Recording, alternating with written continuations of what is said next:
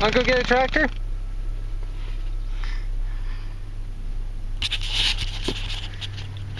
Yeah, that's about the same look that my wife gives me every time I say I'm gonna go get another tractor. Hi guys, today we're heading up through about an hour away. We're gonna pick up 2 tractors actually. We're gonna pick up a Murray. It's got no cutting deck, but should have a good engine, hopefully a good tranny. And we're also gonna pick up an MTD. Guy says that neither one's been running for about 2 years, so hopefully there won't be too many things wrong with them. I don't like MTDs, they tend to be money pits, but for 50 bucks I couldn't turn it down. Alright guys, let's go see what we can find. Hi everyone, so here we are. We'll take a look at what we picked up today. First up is a Statesman. It's an MTD. It's got the horrifying Very drive in it, which we all know is fun to play with. Not. And it has the deck, but after reaching in underneath, the blades are definitely on the duller side, like about that of trying to mow grass with a pencil. And it has a 42-inch deck and a 16.5 overhead. Now, the guy's story on this is that he says that he was mowing along and all of a sudden it just went bang and stopped. And unfortunately, it sounded like it was probably just something in the engine messed up. But when I went to go pick it up, the Very drive in the rear is seized totally solid. So we'll just have to see what happens with that. And the second tractor would be a standard Murray Select with a 16.5 horse Briggs & Stratton. Now, I was excited about this until the owner told me that he had outright butchered the wiring harness. He cut off the magneto wires there, and whatever those go to have been cut off, and then proceeded to inform me that apparently they are all connected under the hood of this, because he was hoping it would fix it. So I guess we'll find out what's up with that when we get into it. The other thing is if you don't know, these 16.5s with their Select, they're paired up with a Peerless 206. So if you're looking for a 6-speed Peerless, another idea to look for is a Murray Select with the 16.5. Otherwise, they're usually paired up with an MST 205 with the smaller ones. So there we go, guys. We're gonna get these tires that I got for free mounted up and get them off the trailer. And we'll see what's actually wrong with them. Oh, and I did get a deck with this after all. The guy apparently dug it out and gave me the deck, which I was really happy about until he pointed this out. Unless this is the version with the new low profile pulleys, I don't think it goes there. It's supposed to go up here. So yeah, I need to tap and drill out and put a brand new pulley underneath if I can get the tractor up and running. Oh, and it's missing the blade. So I guess it's gonna need blades too. So yeah, the Murray has a potential to turn into a major money pit with needing a spindle along with blades, and then I've got to redo the entire wiring harness. So we'll see what happens with that. So we're going to pull the yard machine off first.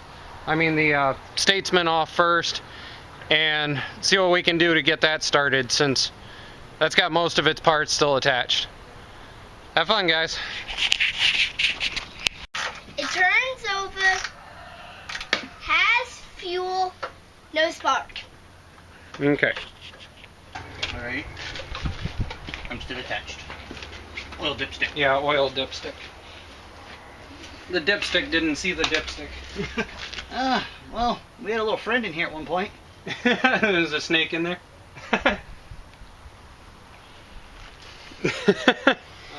Just a quick kick over, Don. Nothing. Nothing.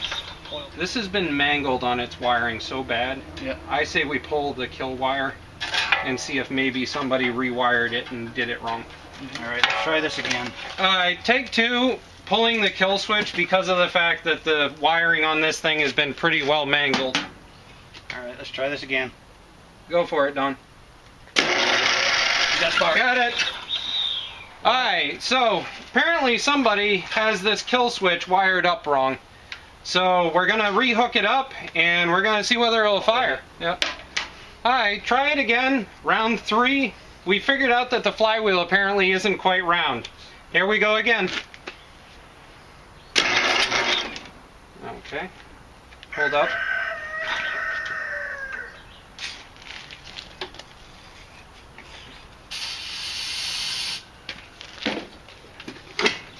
Go for it.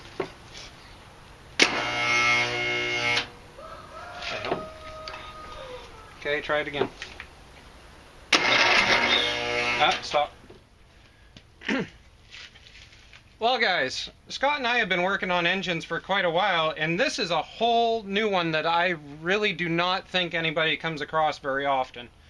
Basically, as you saw earlier when we tried to start it up and everything, it kept seizing at a certain point. And so I figured it had to have been the overhead valves being out of adjustment, because that's really common on these for it to have issues starting. But what it was, we actually figured out, was that by turning this, you could see that, let me get it over here.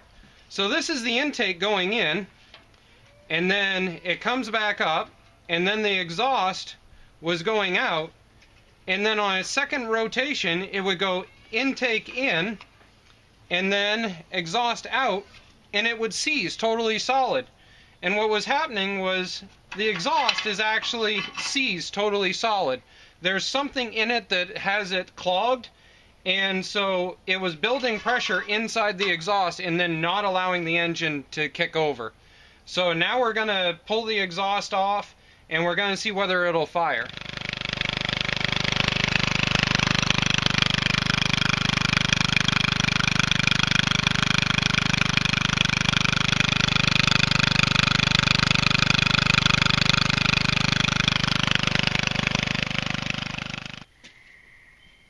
Well guys, and this is the engine that was in the Murray, and I did my usual where I pull off the top of the carb, I pull the spark plug wire, and I pull the spark plug, I fill it up with some PB Blaster, and then try and turn the engine a little bit. And right now there is no spark plug in this, so there shouldn't be any compression. So there really shouldn't be any back force. And I'll tell you what, I have to use just about every bit of all 200 pounds of me to turn this. But listen.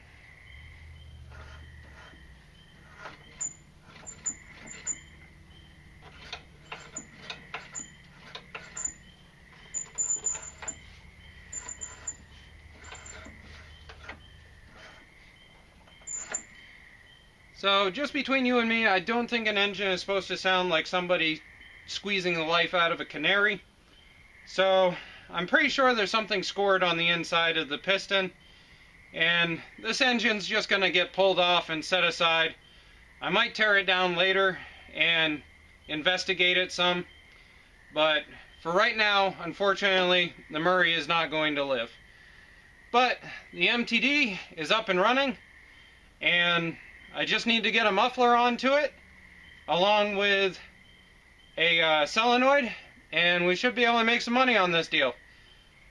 The Murray does have a 206 Peerless in it, so at the very least I can sell that for 50 or 75 bucks and get my money back out of it, and junkyard the rest for a few more dollars. Alright guys, have a good night.